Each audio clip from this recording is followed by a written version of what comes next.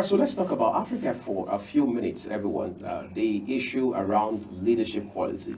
There are people who have said that what we need in Africa is not democracy, as it is generally known in the western part of the world. But whether it's democracy or not, we have the best kind of leadership, regardless of nomenclature, in Africa today, from end to end, whether it is West Africa, Central Africa, North Africa, or East Africa, even up to Southern Africa, for example. Some people say, well, beyond what we call the kind of leadership we provide in Africa, why don't we see someone like former President of South Africa, Nelson Mandela, blessed memory, as a model that every other president, every other leader on this continent can emulate?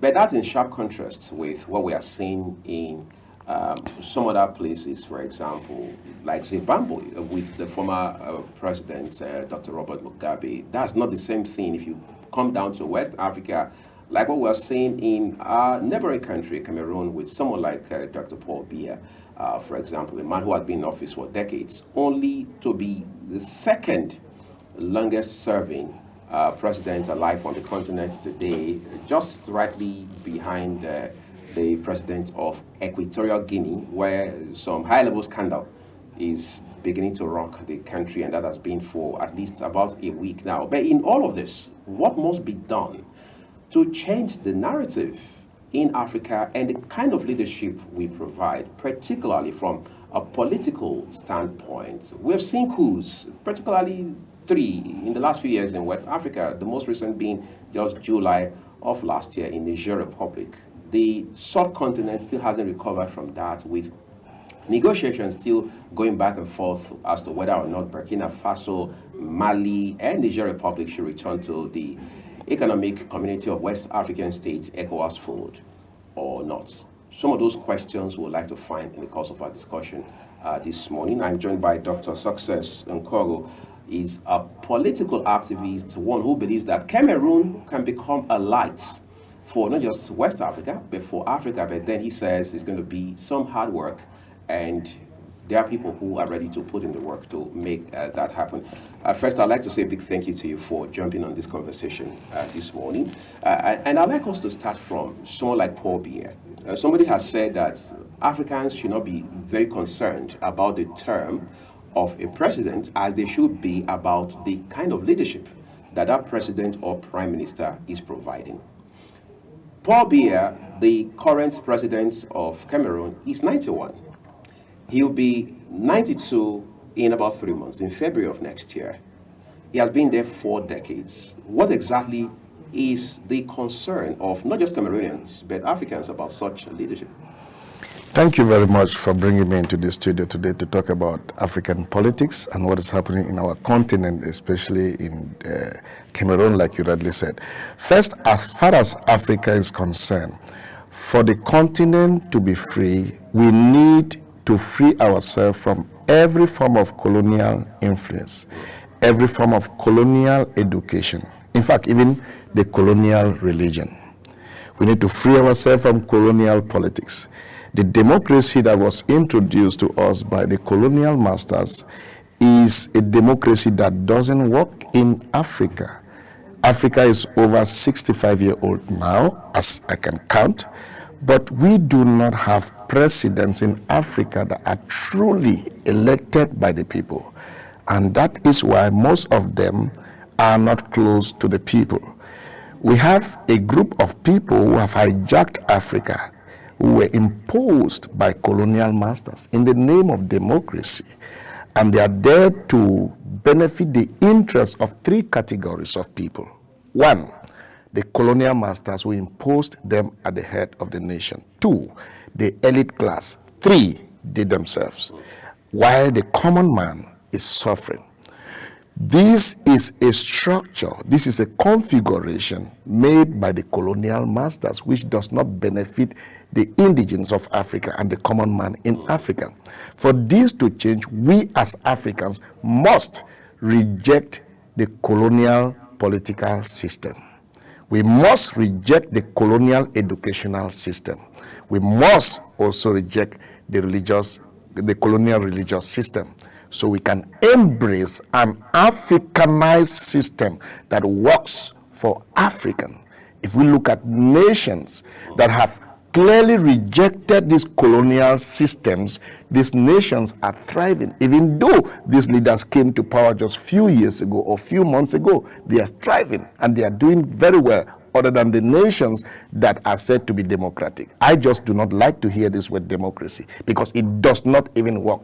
They were told in school that it's government for the people, by the people, for the people.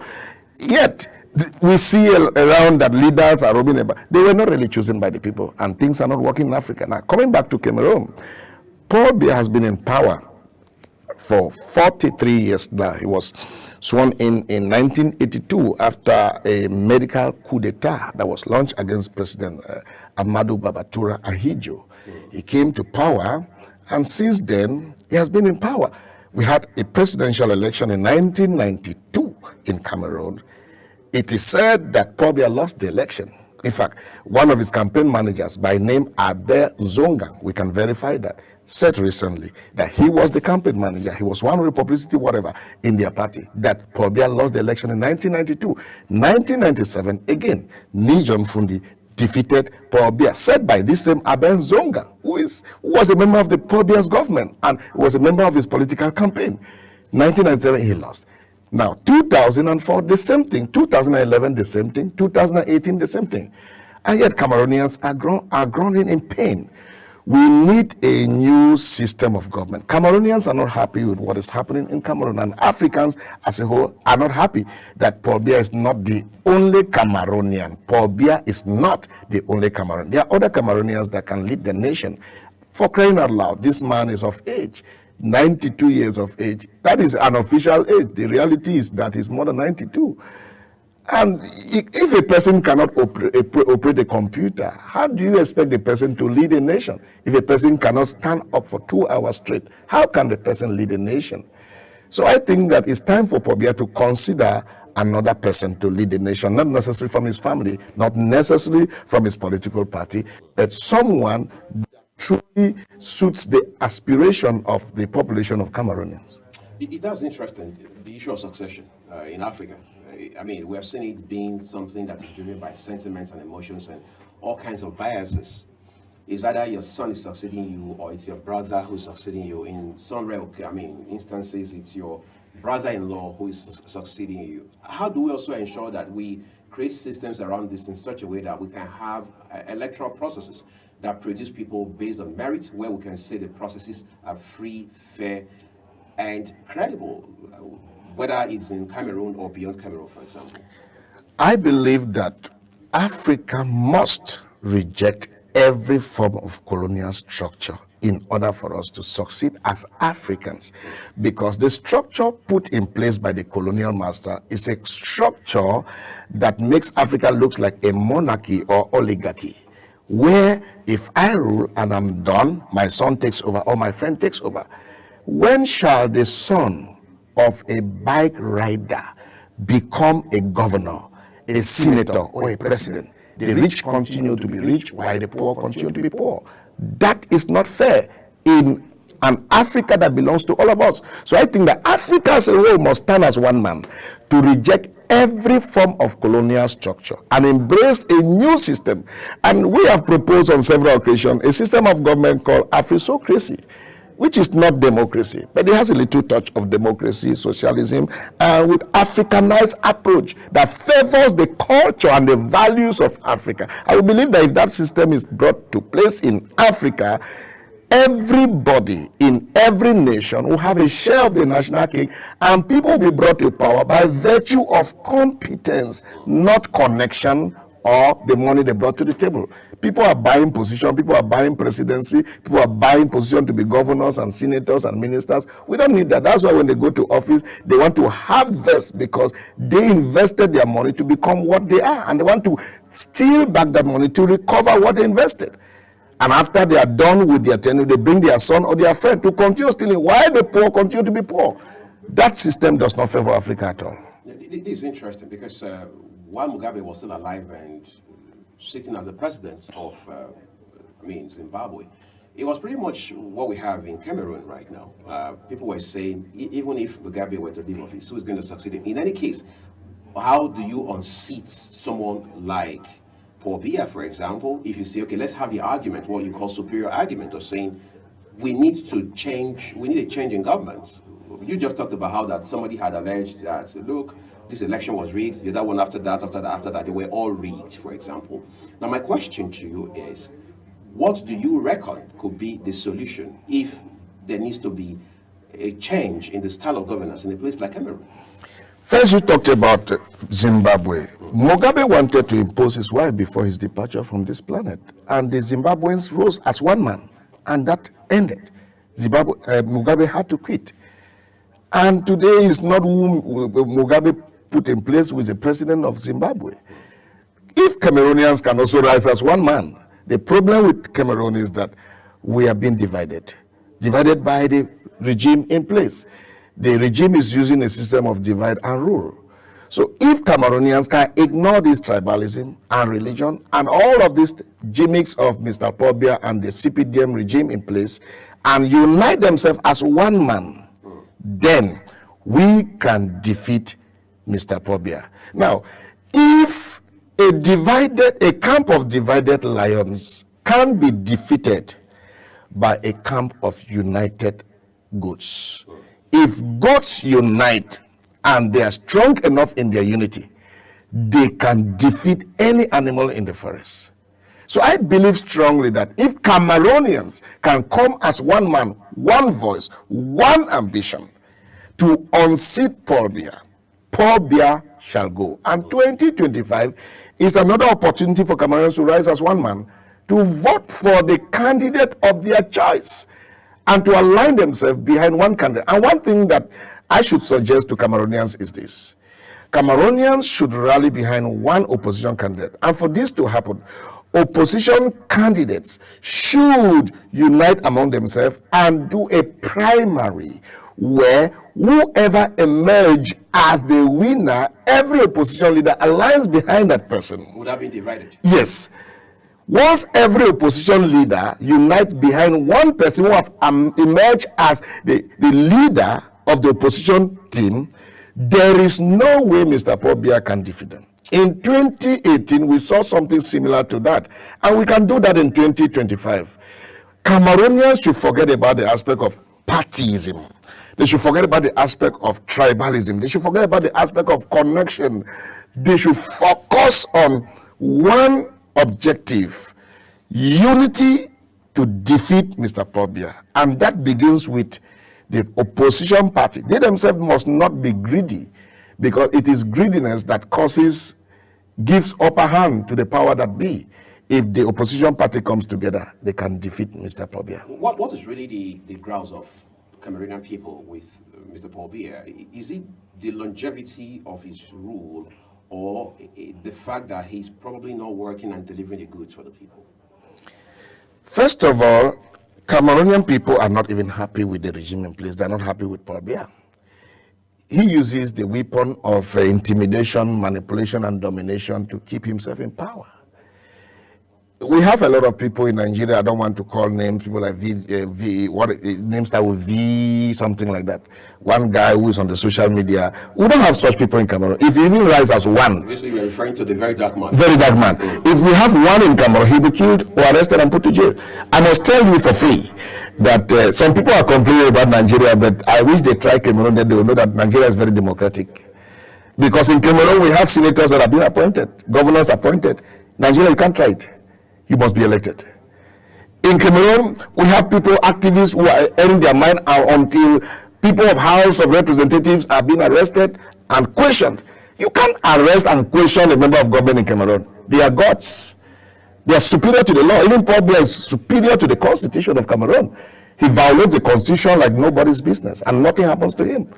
Recently, we had a colonel who tortured a musician who is almost the class of Burna Boy according to Cameroon standard. Tortured that musician.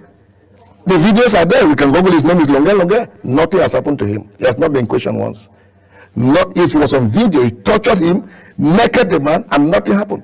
But here we saw recently a legislator that was just shouting at a certain Uber driver, and this guy was called for questioning. And I was told he even served 1 day or 2 days in the police. It can't happen in Cameroon.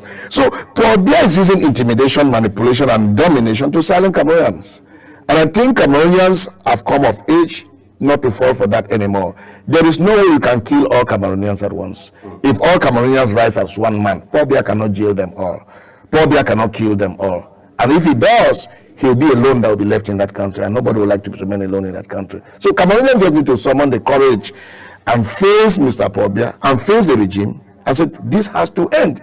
There is no freedom of expression, no freedom of opinion. No governor can rise one day in Cameroon and say, I want to be president. They're not born aware. So you cannot have this kind of interview on a TV station in Cameroon or a radio station. Is that the point?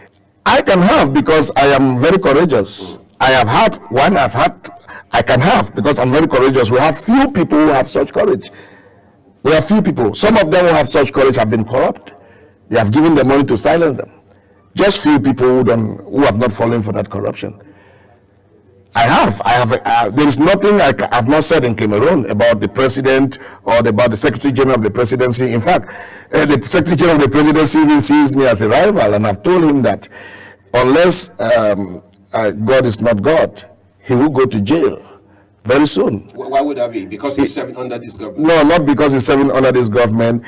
He's using the First Lady to manipulate the president, and he has taken control of the country.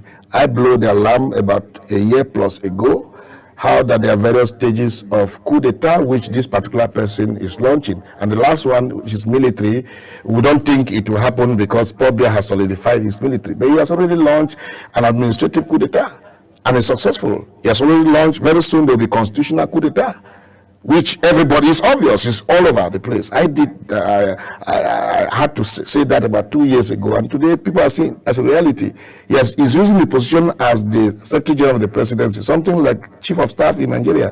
He's using that position to influence the First Lady, to advise the husband wrongly, and the husband signs decrees every day in favor of this guy. The Secret Service has been replaced by his loyalist. B, which is a very strong army force, has been replaced by its loyalists. Gendarmerie boss has been replaced by its loyalists. It's only the GP, Garde Presidentielle, who has refused to bow to him, and the police boss has refused to bow to him, but every other security boss is bowing to him. And the guy is taking advantage of everything in the country. I want us to look at something real quick. I mean, for a man who has been in power for 3 years, that's an upwards of 4 decades. Yes. Apparently, for whatever it's worth, he has set a standard already. Whoever wants to, as it were, take power over from a man like Paul Biya, what qualities should such a person possess? For someone who wants to take power from Paul Biya, first, the person must be a Pan-African and a Pan-Cameroonian. That means that the person must not be friend to the Western powers. The person must not be friend only to the elites. The person must be a grassroots person whose agenda favors the common man. Because for so long, we have been ruled by people whose agenda favors just the imperialist or the colonial system, and the elites then plus those who are in power. So the qualities this person must have, number one, is that they must be Pan-Africanists and they must be Pan-Cameroonians. They must favor the cause of the common man in Cameroon, and they must dislike every colonial system in Cameroon. That's the most important quality. Once that is put in place, we need incorruptible people. We need courageous people. We need young people.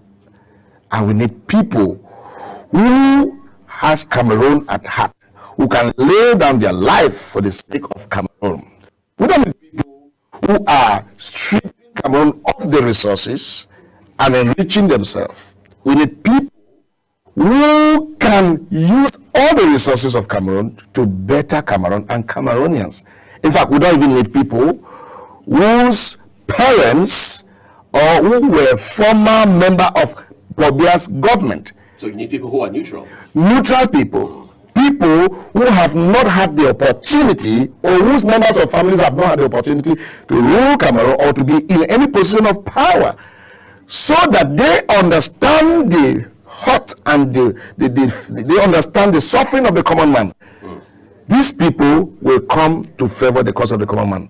Outside of that, any other person, be it the son of a former minister, son of a former prime minister, son of a former vice president, a former governor, whatever, they will still come just to favor the cause of the elites, and also to favor the cause of the colonial masters. There are speculations. I just want to bump in on you so that we just keep the narrative yes, sir. In perspective. There are speculations that some people like yourself who sound like this, yes, on the one hand, you care about your country, you love your country, and you want to see your country do well and hold its head high amongst the community of nations, even beyond Africa, for example. However, on the other hand, it is also believed that you want to have, as it were, an opportunity to lead the country instead of a man like a Paul Biya. How much of truth do we have in that? Yes, I have the ambition to be the commander-in-chief of the armed forces of the Republic of Cameroon. I have such ambition, and I've declared my ambition already. And by the grace of God, I am the leader of the Cameroon Liberation Movement. It's a political party registered in Cameroon, and I'm going to run for the office of the president in 2025 October in Cameroon. And we are going to win by the grace of God, because our agenda is clearly for the common man. We are not interested to please any foreign government. We are not interested to please the elites. We are interested to please the common man. In fact, one of the very good thing about our agenda is that we are going to slim the gap between the rich and the poor. If possible, there might not be any difference between the rich and the poor in our country, because equality is a right given to every human by God. Bobby has not been able to do for over 40 years. He cannot do it because he likes power and he likes resources for himself. He can't do it. He doesn't have the will, he doesn't have the powers to do such. But we are going to do that. Let's talk about, there was a concept you mentioned a while ago, which you said is quite different from democracy. Afro-theocracy. Yes, talk to us about how that works and how you can push that, for example. Afro-theocracy is defined as the African concept of governance that favors the community. It's close to socialism and has a little touch of democracy, but it is highly Africanized. Now, in Afro-theocracy, we favor the local tradition of the people, the culture of the people. In Afro-theocracy, the distance between the rich and the poor is very slim. In Afro-theocracy, we favor the cause of the common man and not the elites or the colonial masters. In Afro-theocracy, everybody feels he or she belongs to the country, and the national cake is shared to everyone equally. In Afro-theocracy, there's no marginalization. In Afro-theocracy, there's no injustice. In Afro-theocracy, the rich do not use the resources of the nation, or those in power use the resources of the nation to dominate over the common man. In Afro-theocracy, everybody is equal before the law. Contrary to what they have told us over the years, that democracy, justice, the justice and the democracy they presented to us doesn't work. In most African countries, including Nigeria, most powerful people dominate over the poor. Most rich people dominate over the poor. You hear people say, "Do you know who I am?" He's referring to his financial position and his social status or his legal position before the government. That's what he's referring to. So in Afro-theocracy, everybody is equal. In Afro-theocracy, the people hold the authority responsible, and the people have the power to dismiss the authority anytime they want.